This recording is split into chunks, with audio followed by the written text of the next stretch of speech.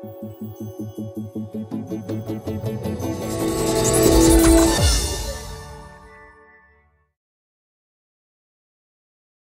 Android fans, this is Eric from hollywoodfrodo.com with another Android app review. Today I'm going to be talking to you about a little app called WordCam. It's not really a photo editor, it's more of a photo transformer. It's not another photo editing app. There are a lot of those out there. I've reviewed some of them. I probably have a couple of others that I will review. But this isn't that. This is just something very specific. It takes a photo and applies word art to it. It's almost impossible to explain, so the best thing I can do is jump on my phone and show you exactly what it does and how it works and what I like about it and what I think could be improved. So let's check it out. So here you have the home screen for the app WordCam. You see you have words, fonts, gallery, and camera. First thing you do is you pick words. So if you click words, whatever words you had in there before will be there. So you can clear them and then you can choose words you want. Let's see. Ocean, sea,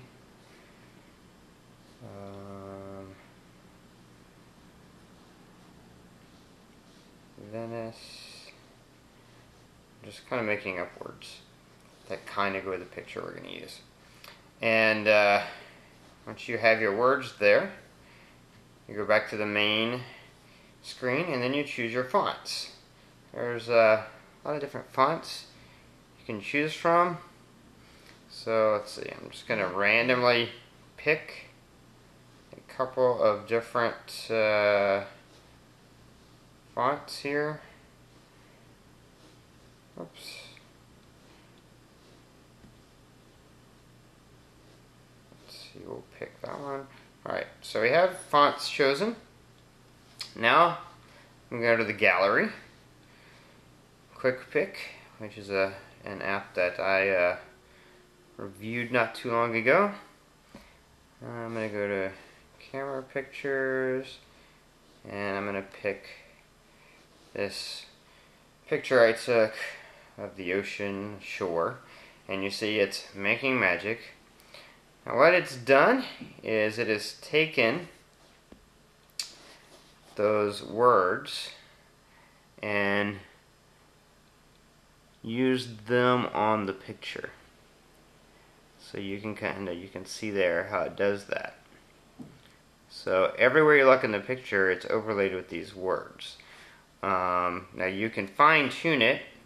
If you go less, then it uses less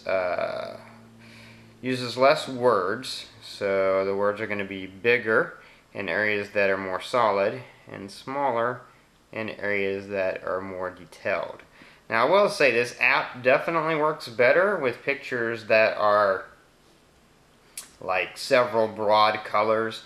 So for example, if you have a picture of like 5 people standing in a row and then, I don't know, something busy in the background, less effective that way. It's definitely more effective with pictures that are primary, have a lot of sort of distinct big areas that are a single color.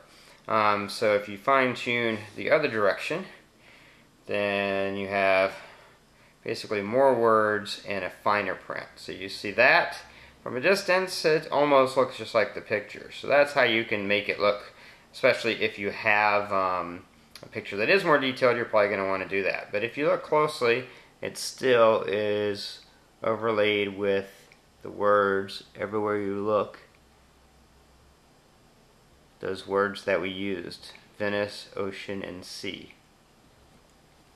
And then you can change the brightness. It's not really a big deal.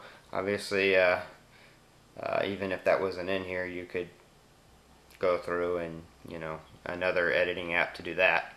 But you can change the brightness inside of this app. So that's basically what you do. There's not a lot of other various settings. If you hit menu, you don't get anything. You can share this through the typical means. you click the share button. Any way you have to share on your phone, and then you can save it to your directory. And you can go back and let's see, change fonts. And I honestly don't know why when I'm scrolling it's taking me out of the app. I guess if you scroll fast, that's like an indication you not out of the app, out of the picking. Now, one thing you can't do, and this would be an improvement, it would be nice to be able to change the font and then go back to that same picture and see how that difference looks, or change words and go back to that same picture. But you can't do that. Once you back out of it, if you want to see it, you have to bring it back in all over again, which isn't a big deal, but it would just be nice to be able to just go back and forth. That way you could, you know, certain words may look better. Like this definitely looks better with those fonts, I think. So it would be nice if you could do that, you know, within the photograph without having to go back out of it and go to a different one. You can also, as you see, there's a camera button, so if you click that, then it allows you to take a picture using any of your picture apps, and then it will use that picture and apply the effect to it. Which you can do, but like most photo editing and transformation apps, I think it's always better to just take your regular photo, because that way you always have that, and then it's easy to manipulate that. That's basically how this app works. The only other thing I want to do is go into my gallery, and I'll show you some other pictures that I have done. Real quick, let me show you. Here's a good example. So this is the photo. As you can see, I manipulated it. I made the dog purple, and I made everything else black and white, because that makes it something that will work really good in this app. So then, if you go to WordCam and go to this picture now, you can see the dog's name is Gidgee, which is why it says dog and Gidgee. But that's things that are primary, and again, this one's on sort of the I think I had left fine tuning in the middle. If I wanted to, I could have maybe fine tuned it, made it smaller, but just depends on you know, what you want to do. Let's see. Here is the picture we just did in full screen, and you can see. Anyway, it's like I said, it's not a revolutionary app, but I think it's a really cool app. I think it's a cool thing. It's not something you're going to do to all your photos or tons of photos, but there are times when you can do it, and it can have a cool effect. This is an app I did. If you look at it, the words closely, it says keep strong, no truth, which was a theme that we were using at church, so I laid that on top of this sign. So anyway, it can definitely have some cool effects, and another improvement that I would like to see is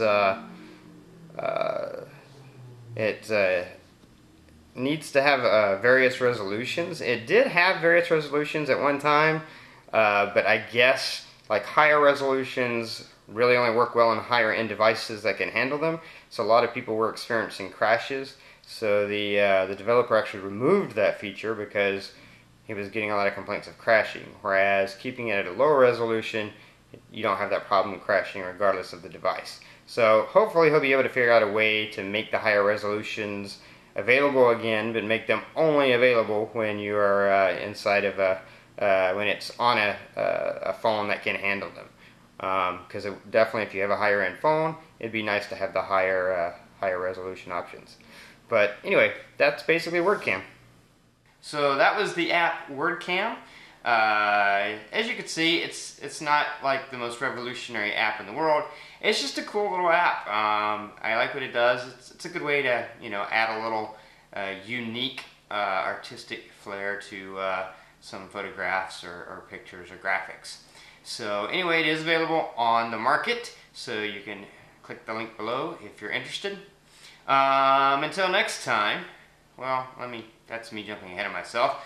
First, have to remind you to click the like button if you like this review. Remember, the like and the dislike are not about the app, they're about the review. Some people don't like the app I review, so they click dislike. It's not about the app. If you don't like the app, then review it on the market. It's really about the video. But anyway, maybe you dislike me, then you can click the dislike button. But if you like the reviews, click the like button. Subscribe if you want to be updated when I add more reviews, which I do pretty much every week. Anyway, now, until next time, this is Eric from hollywoodfrodo.com, reminding you that your Android phone is only going to be as good as you make it.